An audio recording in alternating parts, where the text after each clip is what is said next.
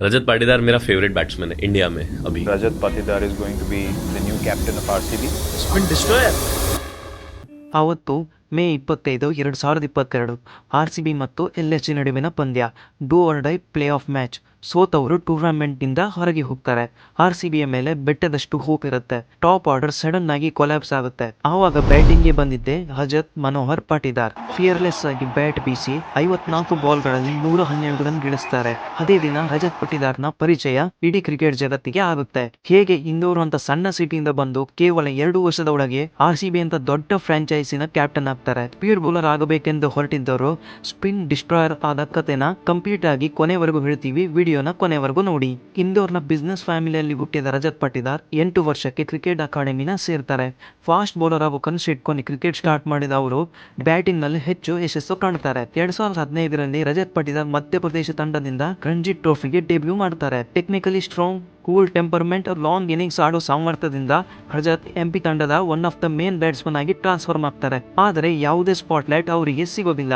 2018ರಲ್ಲಿ ಅವರ domestic performance next ಲೆವೆಲ್ಗೆ ಹೋಗುತ್ತೆ. 4 ಸೆಂಚುರಿ, 243 ರನ್ಗಳ ಒಂದು ಲಾಂಗ್ ಇನ್ನಿಂಗ್ಸ್ ಜೊತೆ ರಜತ್ ಪಾಟಿದಾರ್ MP ಪರ ಲೀಡಿಂಗ್ ರನ್ ಸ್ಕೋರರ್ ಆಗ್ತಾರೆ. ಆದರೆ ಅಷ್ಟೇ ಬೇಗ ಅಂದ್ರೆ 2020ರ ಡೊಮೆಸ್ಟಿಕ್ ಸೀಸನ್ ತುಂಬಾ ಕಳಪೆಯಾಗಿರುತ್ತೆ. 6 ಇನ್ನಿಂಗ್ಸ್ ನಿಂದ ಕೇವಲ 146 ರನ್ಗಳನ್ನ ಕಳಿಸ್ತಾರೆ. ಇನ್ನೇನೋ MP ತಂಡದಿಂದ ಡ್ರಾಪ್ ಆಗಬೇಕು ಮತ್ತೆ ಕ್ಲಬ್ ಕ್ರಿಕೆಟ್ ನ ಆಡಬೇಕು ಅನ್ನುವಷ್ಟರಲ್ಲಿ IPL 2021ರ ಆಕ್ಷನ್ ಬರುತ್ತೆ. ಲಕ್ಕಿಲಿ RCB ರಜತ್ ನ 20 ಲಕ್ಷಕ್ಕೆ ಪಿಕ್ ಮಾಡುತ್ತೆ. ಬಟ್ ಆ ಸೀಸನ್ ನಲ್ಲಿ ಕೆಲವು ಚಾನ್ಸ್ ಸಿಗುತ್ತೆ, ಆದ್ರೆ ಇಂಪ್ಯಾಕ್ಟ್ ಫುಲ್ ಇನ್ನಿಂಗ್ಸ್ ಬರೋದಿಲ್ಲ. ಅನ್ಫಾರ್ಚುನೇಟ್ಲಿ 2022 ಮೆಗಾ ಆಕ್ಷನ್ ನಲ್ಲಿ RCB ರಜತ್ ನ ರಿಟೈನ್ ಮಾಡೋದಿಲ್ಲ. ಉಳಿದ ಫ್ರಾಂಚೈಸಿಗಳು ರಜತ್ ನ ಇಗ್ನೋರ್ ಮಾಡ್ತವೆ. ಅವರು ಅನ್ಸೋಲ್ಡ್ ಆಗಿ ಉಳಿತಾರೆ. ಮತ್ತೆ ಇನ್ನೇನು ಎಲ್ಲಾ ಮುಗಿತು ಅನ್ನುವಷ್ಟರಲ್ಲಿ RCBಯ ನುವಿನ್ ಸಿಸೋಡಿಯಾ ಇಂಜರಿ ಆಗುತ್ತೆ. ಅವರ ರಿಪ್ಲೇಸ್ಮೆಂಟ್ ಆಗಿ ರಜತ್ ಪಾಟಿದಾರ್ RCB ತಂಡನ ಸೇರ್ತಾರೆ. ಮದ್ವೆನ ನಿಶ್ಚಯ ಮಾಡ್ಕೊಂಡಿದ್ದ ರಜತ್ ಪಾಟಿದಾರ್ ಪೋಸ್ಟ್ಪೋನ್ ಮಾಡಿ ಮಿಡ್ ಸೀಸನ್ RCB ಕ್ಯಾಂಪ್ ನ ಸೇರ್ಕೋತಾರೆ. ಆಡಿದ 2 ಪಂದ್ಯಗಳಲ್ಲಿ ಹಾಫ್ ಸೆಂಚುರಿ ಬಾರಿಸಿ ಹೋಪ್ ನ ಕ್ರಿಯೇಟ್ ಮಾಡ್ತಾರೆ. ಮುಂದೆ ಹೋಗಿ RCB ಪ್ಲೇ ಆಫ್ ಗೆ ಹೋಗುತ್ತೆ. ಕಳೆದ ಸುಮಾರು ಸೀಸನ್ ನಿಂದ ಪ್ಲೇ ಆಫ್ ನಿಂದ ಹೊರಗೆ ಬೀಳ್ತಿದ್ದ RCB ಈ ಸಲ ಗೆಲ್ಲೋ ಫಾರ್ಮ್ ಅಲ್ಲಿ ಇರುತ್ತೆ. ಅಭಿಮಾನಿಗಳ ಹೋಪ್ ಅಷ್ಟೇ ಸ್ಟ್ರಾಂಗ್ ಆಗಿರುತ್ತೆ. ಮ್ಯಾಚ್ ಈಡನ್ ಗಾರ್ಡನ್ಸ್ ನ ಕೋಲ್ಕತ್ತಾದಲ್ಲಿರುತ್ತೆ. RCB ಟಾಸ್ ಸೋತು ಮೊದಲು ಬ್ಯಾಟಿಂಗ್ ಮಾಡಬೇಕಾಗುತ್ತೆ. ಕ್ಯಾಪ್ಟನ್ ಫಾಫ್ ಡು ಪ್ಲೆಸಿಸ್ ಮೊದಲು ಬಾಲ್ ನಲ್ಲೇ ಔಟ್ ಆದ್ರೆ, ಇನ್ನೊಂದು ಕಡೆ ಬ್ಯಾಟಿಂಗ್ ಬ್ಯಾಕ್ ಬೋನ್ ಆಗಿದ್ದ ವಿರಾಟ್ ಕೊಹ್ಲಿ ಸ್ಟ್ರಗಲ್ ಮಾಡೋದು ಕಾಣಿಸುತ್ತೆ. ಆದ್ರೆ ಇನ್ನೊಂದು ಕಡೆ ರಜತ್ ಪಾಟಿದಾರ್ ಕೌಂಟರ್ ಅಟ್ಯಾಕ್ ಮಾಡಲು ಸ್ಟಾರ್ಟ್ ಮಾಡ್ತಾರೆ. ಬೌಂಡ್ರಿ ನಂತರ ಬೌಂಡ್ರಿ ಬಾರಿಸ್ತಾರೆ. ಪ್ರೆಷರ್ ಒಂದೇ ಸಮನೆ LSG ಮೇಲೆ ಶಿಫ್ಟ್ ಆಗುತ್ತೆ. ಲಕ್ನೋ ತಂಡಕ್ಕೆ ಅವರನ್ನ ನಿಲ್ಲಿಸೋದು ಸಾಧ್ಯ ಆಗೋದಿಲ್ಲ. 54 ಬಾಲ್ಗಳಲ್ಲಿ ಅನ್ಬಿಟನ್ 112 ರನ್ ಗಳಿಸ್ತಾರೆ. ಪ್ಲೇ ಆಫ್ ಮ್ಯಾಚ್ ಅಲ್ಲಿ ಸೆಂಚುರಿ ಹೊಡೆದ ಮೊದಲ ಭಾರತೀಯ ಆಟಗಾರನಾಗ್ತಾರೆ ರಜತ್ ಪಾಟಿದಾರ್. ಆಡಿದ ಪ್ರತಿಯೊಂದು ಶಾಟ್ ಕೂಡ proper cricketing stroke, perfect timing, power and placement. RCBಯ ಟೋಟಲ್ ಸ್ಕೋರ್ 200 ದಾಟುತ್ತೆ. ಆ ಮ್ಯಾಚ್ RCB ಗೆದ್ದು ಕ್ವಾಲಿಫೈರ್ 2ಗೆ ಹೋಗುತ್ತೆ. ಅಲ್ಲೂ ಕೂಡ ರಜತ್ ಪಾಟಿದಾರ್ 58 ರನ್ ಗಳನ್ನ ಬಾರಿಸ್ತಾರೆ. ರಜತ್ ಪಾಟಿದಾರ್ ಹೆಸರು IPL ನಲ್ಲಿ ಜೋರಾಗಿ ಕೇಳಕ್ಕೆ ಶುರು ಆಗುತ್ತೆ. ಅದೇ ಜೂನ್ ತಿಂಗಳಲ್ಲಿ ರಣಜಿ ಟ್ರೋಫಿ ರಜತ್ ನ ಅದ್ಭುತ ಬ್ಯಾಟಿಂಗ್ ನಿಂದ MP ತನ್ನ ಫಸ್ಟ್ ರಣಜಿ ಟ್ರೋಫಿನ ಗೆಲ್ಲುತ್ತೆ. ಒಬ್ಬ ಕನ್ಸಿಸ್ಟೆಂಟ್ ಕ್ಲಾಸ್ ಬ್ಯಾಟ್ಸ್ಮನ್ ಅಂತ ಹೆಸರು ಪಡೆದಿದ್ದ ರಜತ್ ಬಿಗ್ ಹಿಟರ್ ಅನ್ನೋ ರೆಪ್ಯುಟೇಷನ್ ನ ಗಳಿಸ್ತಾರೆ.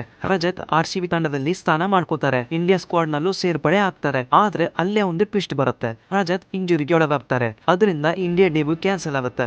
2023 IPL ನಲ್ಲೂ ಸೀಸನ್ ನ ಮಿಸ್ ಮಾಡ್ಕೋತಾರೆ. ಡಿಸೆಂಬರ್ 21, 2023 ಸೌತ್ ಆಫ್ರಿಕಾ ವಿರುದ್ಧ ODI ಡೆಬ್ಯೂ ಮಾಡ್ತಾರೆ. ಆದ್ರೆ ಒಂದೇ ಮ್ಯಾಚ್ ನಂತರ ಅವರಿಗೆ ಚಾನ್ಸ್ ಸಿಗೋದಿಲ್ಲ. ಟೀಮ್ ಇಂದ ಡ್ರಾಪ್ ಆಗ್ತಾರೆ. IPL 2024ರಲ್ಲಿ ರಜತ್ ಸ್ಲೋ ಸ್ಟಾರ್ಟ್ ಮಾಡ್ತಾರೆ. ಮೊದಲ ಕೆಲವು ಇನ್ನಿಂಗ್ಸ್ ಗಳಲ್ಲಿ ರನ್ ಬರೋದಿಲ್ಲ. ಬಹುಶಃ ಇಂಜುರಿ ಪೂರ್ತಿಯಾಗಿ ಗುಣವಾಗಿಲ್ಲ ಅನಿಸ್ತು. 2024 ಸೀಸನ್ ಅರ್ಧಕ್ಕೆ ಮುಗಿದಿರುತ್ತೆ. ಆದ್ರೆ RCB 6 ಮ್ಯಾಚ್ ಗಳನ್ನ ಒಂದೇ ಸಾಲಿನಲ್ಲಿ ಗೆಲ್ಲಬೇಕಾಗಿರುತ್ತೆ. RCB ಇಂಪಾಸಿಬಲ್ ಅನ್ನ ಪಾಸಿಬಲ್ ಮಾಡುತ್ತೆ. ಇದರಲ್ಲಿ ರಜತ್ ಪಾಟಿದಾರ್ ಅನ್ಸಂಗ್ ಹೀರೋ ಆಗ್ತಾರೆ. Kohli, Faf du Plessis power play ನಲ್ಲಿ ಸ್ಟ್ರಾಂಗ್ ಸ್ಟಾರ್ಟ್ ಕೊಟ್ರು. ಆದ್ರೆ ಮಿಡ್ ಓವರ್ ಗಳಲ್ಲಿ ಪೂರ್ತಿ ರಜತ್ ನದ್ದೇ ಶೋ. 180 ಸ್ಟ್ರೈಕ್ ರೇಟ್ ನಲ್ಲಿ 395 ರನ್ ಗಳಿಸ್ತಾರೆ.